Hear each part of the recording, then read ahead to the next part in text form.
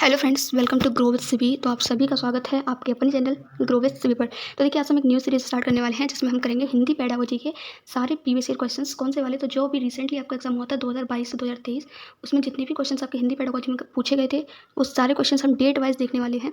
ठीक है। अब देखिए, अगर आपने इंग्लिश पेडागोजी अच्छे से की है, इंग्लिश पेडागोजी की सीरीज़ अभी इस चैनल पर चल रही है और मोस्टली क्लासेस उसकी हो चुकी हैं, वो भी कंटिन्यू चलेगी। अगर कुछ उसकी जो है मैं कुछ क्लासेस आपको और प्रोवाइड करूँगी, उसके बाद इंग्लिश पेडागोजी खत्म हो जाएगी आपकी। देखिए, इंग्लिश पेडागोजी की कंटेंट क्लासेस भी मैंने आपको करवाई हैं, जिसकी 6 क्लासेस हैं और चैनल पर प्लेलिस्ट बनी हुई है, आपको मिल जाएगी। कंटेंट इंग्लिश पेडागोजी कंटेंट के नाम से प्लेलिस्ट है। ठीक है। उसके बाद प्रीवियस ईयर क्वेश्चंस भी करवाए थे। तो देखिए, अगर आपने इंग्लिश पेडागोजी अच्छे से की है, तो हिंदी पेडागोजी इंग्लिश पेडागोजी का जो कंटेंट है बिल्कुल सेम होता है। ठीक है। तो आप हिंदी पेडागोजी भी इजीली सॉल्व कर सकते हैं। तो देखिए, हम इसको डेट वाइज करने वाले हैं। तो देख लीजिए, आज हम किस डेट का करने वाले हैं। तो आज हम करने वाले हैं 17 जनवरी 2023, यानी 17 जनवरी 2023 में जितने भी क्वेश्चंस आपके हिंदी पेडागोजी में पूछे गए थे, वो सारे क्वेश्चंस आज हम देखने वाले हैं। देखिए, अगर आपकी जो प्रिपरेशन है सीटेट की वो कंप्लीट हो चुकी है, तो एज अ रिवीजन आप इसको देख सकते हो, क्योंकि 2022 से 23 का प्रीवियस ईयर करना मस्ट है। ठीक है। और आप अपना स्कोर कमेंट कर सकते हो कि आपका कितना स्कोर रहा। हर साल कुछ न्यू क्वेश्चंस ऐड होते हैं। ठीक है। तो उस न्यू पैटर्न से फेमिलियर होना आपको मस्ट है। ठीक है। इसलिए मैं कह रही हूँ कि ये वाले प्रीवियस ईयर करना आपके लिए बहुत ज़्यादा जरूरी हो सकता है। कोई new questions new topic add हुआ हो, तो वो हो सकता है आपके जो अब एग्जाम आ रहा है उसमें पूछ लिया जाए। ठीक है। तो देखिए, अगर आपकी प्रिपरेशन नहीं भी हुई तो भी आप इनको देख सकते हैं। हिंदी पेडागोजी की प्रिपरेशन आपकी हो जाएगी। हिंदी पेडागोजी ज़्यादा टफ नहीं आती है। ठीक है। तो देखिए, क्वेश्चन स्टार्ट करते हैं। फर्स्ट क्वेश्चन देख लेते हैं, आपका क्या पूछा गया था 17 जनवरी को। भाषा क्या है, लैंग्वेज क्या है, आपसे पूछा है। एक कृत्रिम व्यवस्था है, नियम द्वारा शासित व्यवस्था है, एक व्याकरणिक व्यवस्था है, एक ऐसी व्यवस्था है जिसमें नियम है। तो देखिए, नियम तो है। ठीक है। ये ठीक है, लेकिन व्याकरणिक व्यवस्था है, ये भी ठीक है। इसका जो सबसे बेस्ट ऑप्शन लग रहा है वो ऑप्शन नंबर 2 है, नियम द्वारा शासित एक क्या है, व्यवस्था है। ऑप्शन नंबर 2 ही आपका यहाँ बिल्कुल करेक्ट हो जाएगा। नेक्स्ट क्वेश्चन देख लेते हैं। क्वेश्चन नंबर 2, देखिए, पेडागोजी में जब भी आपको कंफ्यूजन हो तो हमेशा बेस्ट चूज करना। आपको ये लग रहा हो कि सबसे बेस्ट ये वाला हो सकता है, ठीक है, उसमें सारी चीज़ें इंक्लूड हो, वही ऑप्शन चूज करना। नेक्स्ट क्वेश्चन, भारत की विद्यालय शिक्षा में भाषा युक्ति क्या कहलाती है, यानी कि जो इंडिया है वहाँ पे जो स्कूलिंग है उसकी एजुकेशन में कौन सी भाषा युक्ति यूज़ की जाती है, वो आपको बताना है। बहुभाषा व त्रिभाषा सूत्र, कार्यालय भाषा नीति, राष्ट्रीय शिक्षा नीति 2020। तो इसका देखिए, राष्ट्रीय शिक्षा नीति ये तो हट गया पूरा, है ना। इसका जो करेक्ट आंसर है वो ऑप्शन नंबर 2 है, त्रिभाषा सूत्र।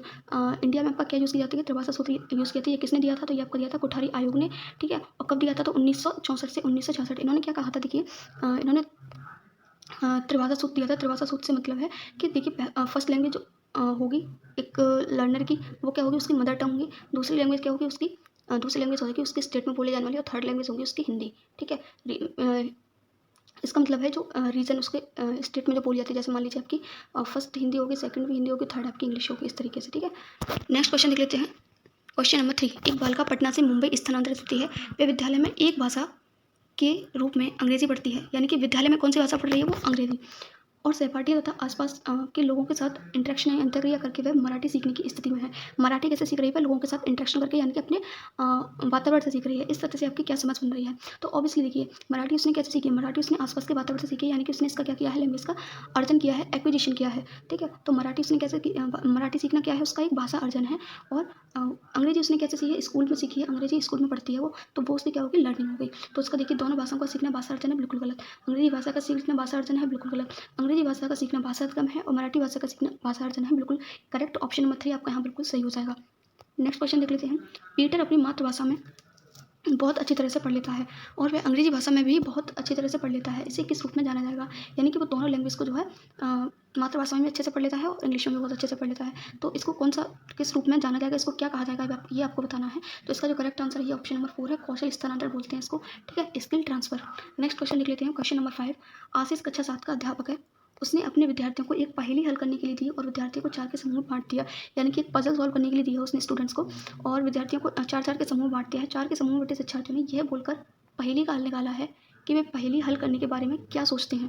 भाषा अधिगम की इस युक्ति को किस नाम से जाना जाएगा, ये आपको बताना है। तो इसका करेक्ट आंसर ऑप्शन नंबर 1 ही हो जाएगा, तुरंत सोचने से जुड़ा नियम। ठीक है। क्योंकि 4 के समूह में बैठे शिक्षार्थियों ने यह बोलकर पहेली का हल निकाला है कि वे पहेली हल करने के बारे में क्या सोचते हैं। तो ऑब्वियसली किससे जुड़ा हुआ है? सोचने से जुड़ा हुआ है, तुरंत सोचने के जुड़ा हुआ है। तो ऑप्शन नंबर 1 ही आपका यहाँ पर बिल्कुल करेक्ट हो जाएगा। नेक्स्ट क्वेश्चन, किसी पाठ्य पुस्तक के लिए पाठ्य सामग्री का चयन करते समय एक मुख्य आधार, एक मुख्य बेस क्या होना चाहिए? जब भी कंटेंट का चयन किया जाए, कंटेंट का सिलेक्शन किया जाए, तब एक मेन बेस क्या होना चाहिए, वो आपको बताना है। तो देखिए, इसका जो करेक्ट आंसर है ऑप्शन नंबर 2 है, पाठ्य सामग्री स्वाभाविक भाषा में होनी चाहिए और प्रमाणिक सामग्री होनी चाहिए, यानी कि नेचुरल भाषा में होनी चाहिए, जिसको सभी स्टूडेंट्स, सभी लर्नर्स जो समझ सकें। और कैसे होनी चाहिए? प्रमाणिक होनी चाहिए, रेलिवेंट होना चाहिए, ऐसा नहीं कुछ भी उसमें डाल दिया। ठीक है।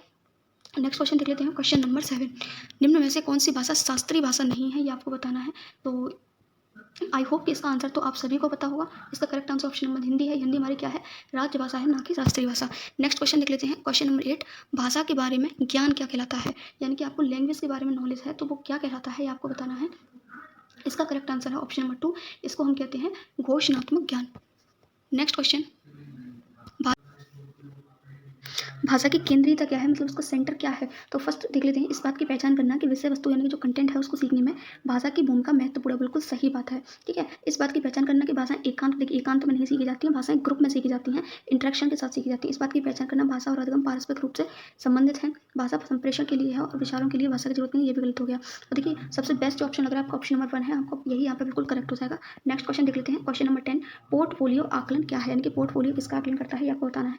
कक्षा में स्टूडेंट्स हैं उनके अधिगम का अभिलेख रखना, यह पता लगाना कि शिक्षार्थियों के सीखने में कहाँ कमी है, वार्षिक बोर्ड परीक्षा को समर्थित करना, बिल्कुल गलत। आकलन के लिए शिक्षार्थियों के सीखने संबंधी कार्यों का अभिलेख करना। तो देखिए इसका जो करेक्ट आंसर हो जाएगा वो आपका ऑप्शन नंबर 4 हो जाएगा। आकलन के लिए शिक्षार्थियों के सीखने संबंधित सभी कार्यों का अभिलेख रखना, यानी कि उसका रिपोर्ट कार्ड, उसका उसने क्या प्रोग्रेस की है, पूरा उसका जो है एक over a period of time उसने क्या प्रोग्रेस की है, सारा सब कुछ उसका पोर्टफोलियो में रखा जाता है, ठीक है। नेक्स्ट क्वेश्चन देख लेते हैं। क्वेश्चन नंबर 11, सरसरी तौर पर पठन है, यानी कि आप जस्ट उसको एक झलक से जस्ट जल्दी पढ़ते जा रहे हो तो ये कौन सा पठन होता है आपको बताना है। पाठ्य सामग्री, इनमें से आपको पहचानना है कि सरसरी पठन चारों में से किस में हो रहा है, ठीक है। पाठ्य सामग्री में से समग्र अर्थ प्राप्त करने के लिए, विशिष्ट सूचना प्राप्त करने के लिए, विशिष्ट सूचना अगर हमें प्राप्त करनी है तो हमें किसी को उसको बहुत ज़्यादा डीपली पढ़ना पड़ेगा, ठीक है, तभी हमें उसके बारे में एक विशिष्ट सूचना प्राप्त होगी। लेखक की मंशा जाननी है तो भी हमें डीपली पढ़ना पड़ेगा। पाठ्य सामग्री के आगे का पठन करना है तो भी हमें डीपली पढ़ना पड़ेगा। तो ऑप्शन नंबर 1 ही आपका यहाँ बिल्कुल करेक्ट हो जाएगा। हमें जब भी किसी का समग्र अर्थ यानी कि एक ओवरव्यू लेना है कि इसमें आखिर है क्या इस स्टोरी में, ठीक है। मान लीजिए कोई स्टोरी पढ़ रहे हैं तो उस स्टोरी में आखिर है क्या, तो वो उसको सरसरी पठन कहते हैं, ठीक है। ऑप्शन नंबर 1 आपका यहाँ बिल्कुल करेक्ट हो जाएगा। नेक्स्ट क्वेश्चन देख लेते हैं। दक्षता आधारित पठन किस बारे में सक्षम बनाता है? दक्षता आधारित जो पठन होता है वो किस बारे में हमें सक्षम बनाता है, ये आपको बताना है। तो शिक्षार्थी को विषय वस्तु में निपुणता प्राप्त करने के लिए केंद्रित करना, शिक्षार्थी विषय का विशेषज्ञ बन सकें, बिल्कुल गलत। शिक्षार्थी समाज एवं कार्यस्थल पर कार्य कर सकें, शिक्षार्थी अधिक अंक देखिए, अंक लाने की बात नहीं करनी है। ऑप्शन नंबर आपका 1 यहाँ पर बिल्कुल करेक्ट लग रहा है। शिक्षार्थी को विषय वस्तु में निपुणता प्राप्त करने के लिए केंद्रित करना, ये आपको बिल्कुल यहाँ पर सही हो जाएगा, ऑप्शन नंबर 1। नेक्स्ट क्वेश्चन लिख लेते हैं। क्वेश्चन नंबर 13, कक्षा 8 का अध्यापक राघवन विद्यार्थियों को 5 के समूह में बांटता है और प्रत्येक को एक विशिष्ट टॉपिक पर वार्तालाप में बोलने के लिए एक पात्र यानी एक कैरेक्टर दे देता है, जैसे एवं भाषा देता है। यानी कि मान लीजिए 5 लोगों के उन्होंने ग्रुप बना दी, तो किसी एक को जो है क्या दे दिया उन्होंने, हिंदी लैंग्वेज दे दी और उसका कुछ नाम रख दिया, कोई कैरेक्टर बना दिया उसे। दूसरे को इंग्लिश लैंग्वेज, इस तरीके से वो भाषा भी देते हैं और क्या देते हैं, कैरेक्टर भी देते हैं। इस कार्य को किस रूप में जाना जाएगा ये आपको बताना है। तो देखिए इस तरीके का जब भी करवाया जाता है तो इसको हम क्या कहते हैं। आई होप इसका आंसर सभी को पता होगा।